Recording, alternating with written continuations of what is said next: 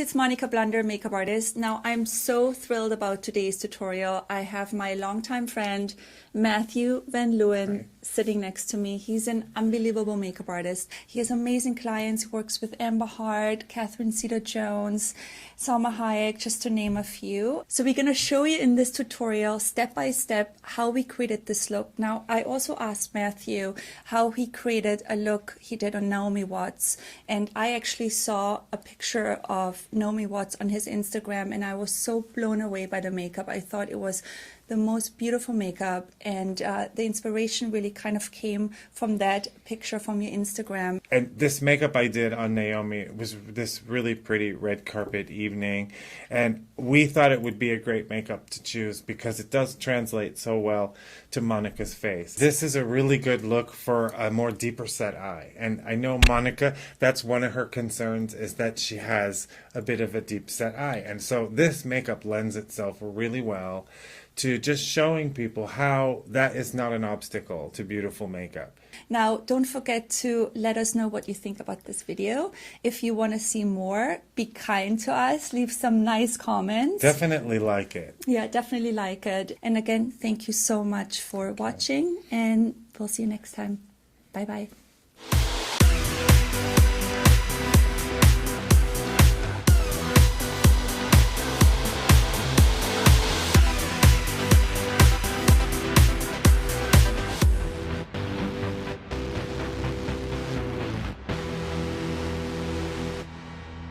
So the first thing I'm going to do is create sort of a luminous base to the eyeshadow. I'm going to use Makeup Forever Aquarelle number 21. I like to mix it with a bit of eye cream. This is a Clé de Peau eye serum. Works just as well. I love that product. I have that in my makeup kit as well. And I am going to take a bit, just a drop of each. Probably, I would say, equal parts of each. Pearly fluid, eye cream. And I'm going to take a small goat hair brush. This is a great line of brushes. It's called B Delium Tools. This is number 776. So I'm just going to mix those two colors together. And I'm just going to do a light layer over the eyelid. I don't want to go all over the place. I want to keep it on the lid. So bring it from the lash line to the socket. The idea is for it to be translucent and luminous, so if you feel like it's going on too pearly, mix more eye cream into it. If it feels not pearly enough, add a little bit more of the Aquarelle. The brush I'm going to use is by Inglot, brush 5FS. First thing I'm going to do is and I'm going to use a powder for this. This is a quad by Dolce & Gabbana called Divine, and 147. I like it because it has a cool taupey tone in it that I find is really nice for defining the crease of the eye, and it's really going to make Monica's eyes really pop the color, and it'll make the whites become very white. So I'm going to start on the outside, and I'm not going to be in the crease. I'm going to be just above it, right on the bone. I think that's really important too, that a lot of people don't go high enough. They go right into the crease, especially with deep set eyes. And I think what Matthew just said, that's like the perfect trick, to go a little bit above. You're actually sort of creating like you've pushed the bone down a little bit. So instead of being deep in the crease here, I'm just You're going a little right bit onto the bone. Now, with a deep set eye, one of the most important things is do not create wings. A lot of people, when they first start their eye makeup, they start to create this wing effect. It actually works against you. If you really want your eyes to pop and stand out, the attention should actually stop. If you created an imaginary line that went down your face from the outer point of your eye, so imagine there's like this little dotted line going down. For now, don't cross that line. Stay on the inside of it. So I have started here on the bone, and I've defined the bone. Now I'm running out of shadow on the brush. I'm going to curve here and just accent that inner corner of the eye. okay? That's a great tip. I think it's also really important that people know to always use a matte color, right, when you're doing that, and with no shimmer. I tend to start my shaper shadow with a matte, and that's also going to allow me to create a shimmer on top of the matte, which is going to create more of a pull. It'll create more of a dimension that pulls the eye out. Now I'm going to go under the eye and define a little bit underneath it. What I'm going to use, this is a Shiseido cream eyeshadow. It's a golden neutral brown color. It's called OR313. I like it as it's a nice shaper color. So I'm going to just swirl my brush into it, have Monica look up, and I'm going to just define a bit under the lower eyelid with it. It seems like too big of a brush for the job. Don't worry. You want it to be a little bigger than what you think. If you get this part right, you'll really make your eye look amazing. It makes the eye much bigger looking. And this is a cream eyeshadow, This is a cream eyeshadow. And what I usually do is... I think a lot of people are also intimidated by using cream eyeshadow. And I think it's such an amazing product because you can create so many beautiful looks with it, and it's great for layering. It is. It's very seamless, and it's very pretty over powder. Like, if it can smooth edges and make your work look much more artistic and perfect. And I love the combination of like a matte skin and then some shine and some creaminess around the eye. I think shine should be something that's not everywhere when you do a makeup. You should, have specific spots on the face. It gives interest. It gives interest. Yeah, absolutely. Okay, so now I'm going to go under the eye a little bit with the same color I put in Monica's crease with Divine. It's this color in the corner. It's a taupey grayish plum color. And I'm just going to start in the center of the eye. I use my same brush, and I press and press and press along the eye line. Okay, it's going to just add a bit of shadowing under there. My goal with this is not to have a smoky looking eye, but to have an eye that looks really like the center of the face, where the eye is really the focus, and it looks really big and interesting without being overly made up.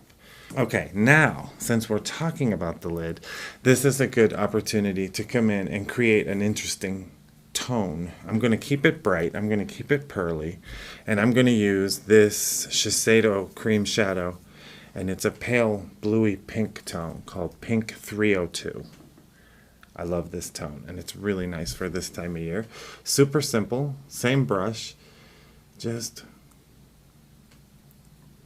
go into the lid, fill the lid, and make sure you spend a moment in the lash line, because you want that brightness to be...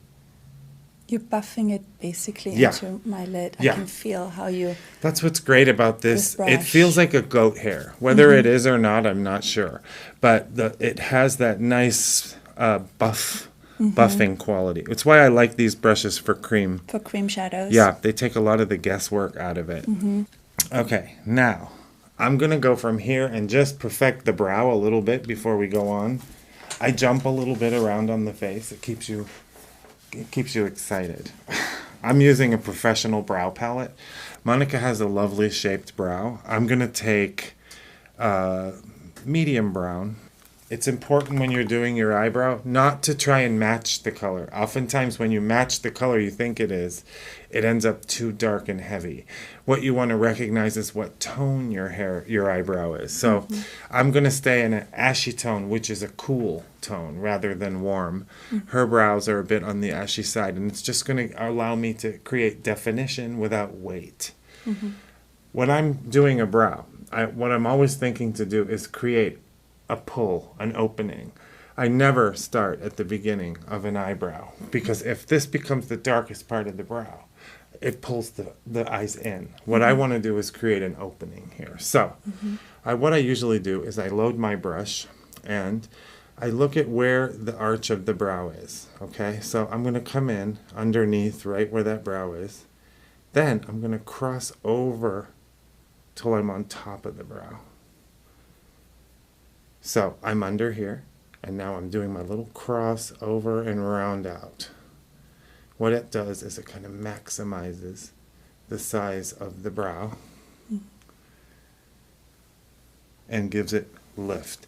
I could have stayed on the bottom edge and curled this way, but I cheat myself out of some space I could leave here. The more openness, I want to create a feeling of lift. So, what have we just learned? I want this to be more the emphasis, by the arch. I start at the arch, I come up through, over, now I'm on top of it, and I finish on top. Okay, now there's pretty much nothing left on this brush.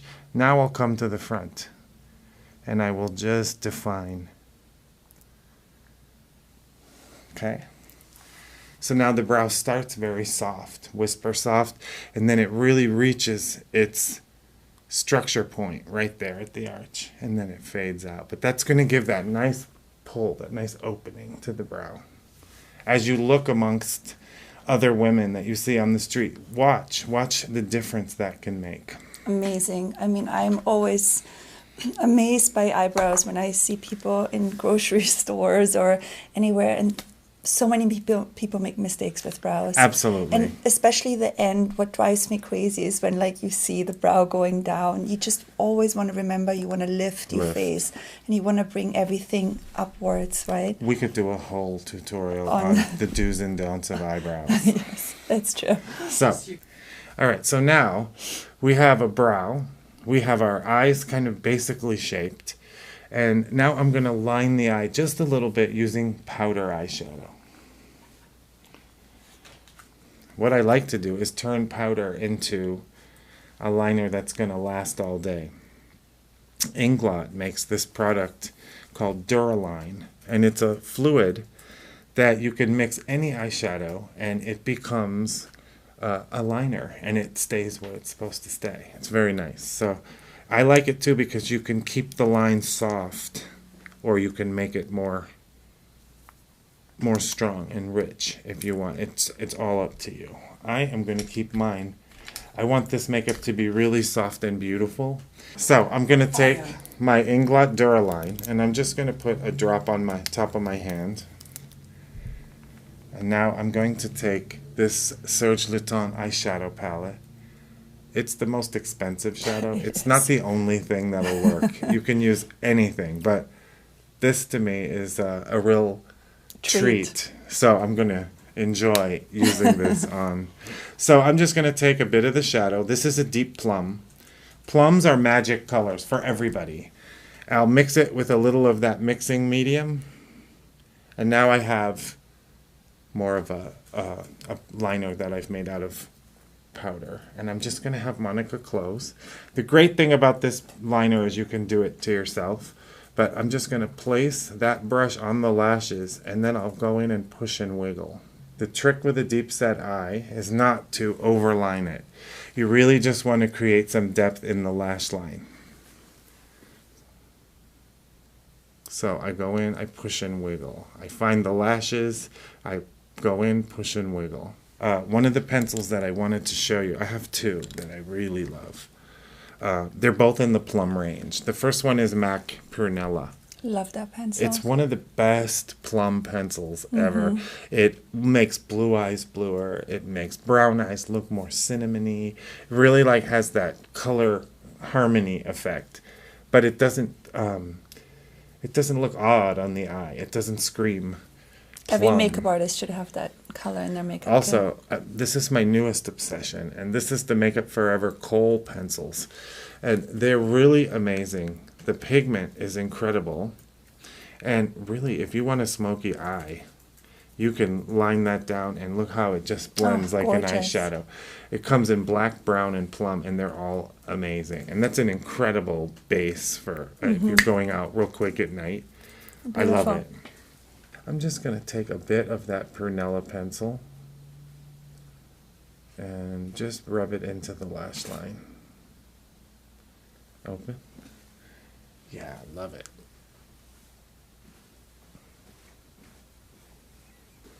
This is fun, Monica. It's so much I've fun. never seen Monica with this much makeup on. It's true. I It's do different. not wear a lot of makeup. I've seen you with like lip color. I do a lot of lip colors, but it does take time to do your eye makeup. You know, as I said, I'm usually in the morning. I don't have that much time. I have 2 kitties and bringing them to school. And, you know, my everyday makeup is a good mascara, a little bit of liner, and usually a good lip color. Yeah. But this is definitely something I'm personally going to try out on myself for a night out. And it's definitely a few more steps than I normally do, but I think it's very fun and exciting to learn something new. This is also a really nice kind of makeup when you're in that mood that you just want to create with yourself. Yeah. I know a lot of my girlfriends, they'll have those times where they just like sitting in the mirror and playing with things. This is a great idea. And I always think it's nice to do a makeup or be proficient at a makeup that focuses on the eyes.